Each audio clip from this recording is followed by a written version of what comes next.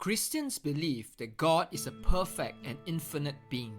On the other hand, we humans are imperfect and finite beings.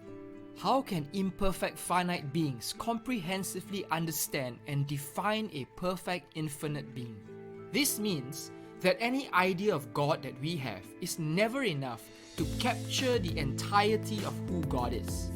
So how do we know whether any belief we have of God is a true reflection of who He is? I do not have the answer to this question. Instead, what I want to suggest is a simple way to determine whether our understanding of God is likely flawed. Here's the test. God cannot be less ethical than the best of us. When an idea of God makes Him sound, look, and act less ethical than humans, it is an indication that the concept is describing something less than human, and God cannot be subhuman. If God is perfect, then surely He becomes our benchmark, and our goal is to come as close as possible to who He is.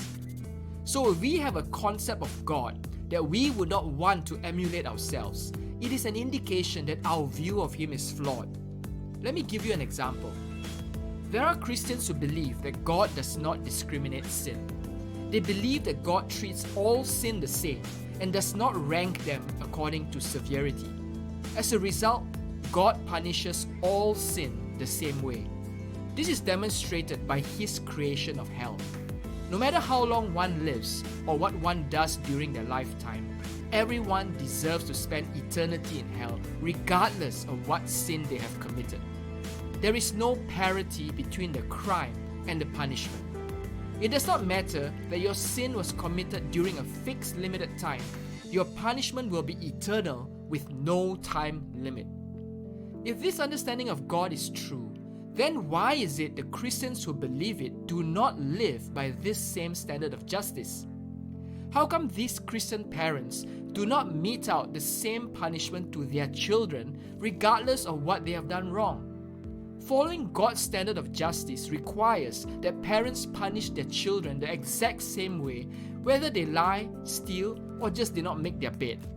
How come these Christians are not advocating for laws of the land that prescribe the same penalty for all crimes? If this is a standard of perfect divine justice, or as some would refer to as holiness or righteousness, then rape should be given the same punishment as littering. Jaywalking should have the same sentence as murder. Genocide should be treated the same way as speeding. Also, why is punishment matched with the severity of the crime? Why aren't these Christians fighting for the death penalty for all crimes? Why promote a definition of divine justice that we are not willing to follow, that we actually find abhorrent if it were practiced in real life? If Christians do not want to be like their concept of who God is, then it is not God who is a problem. The problem is our beliefs about God. God cannot be less loving than humans, less just than humans, less accepting than humans, less emotionally stable than humans. Otherwise, why believe in a God that is less ethical than us? That is not God. That is just an idea that is less than the best of us. God should be more compassionate, more equitable, more honest, more faithful, more welcoming than any human on earth, past, present, and future. As you reconstruct your beliefs, may you encounter a God that energizes you to embody the highest virtues. God bless.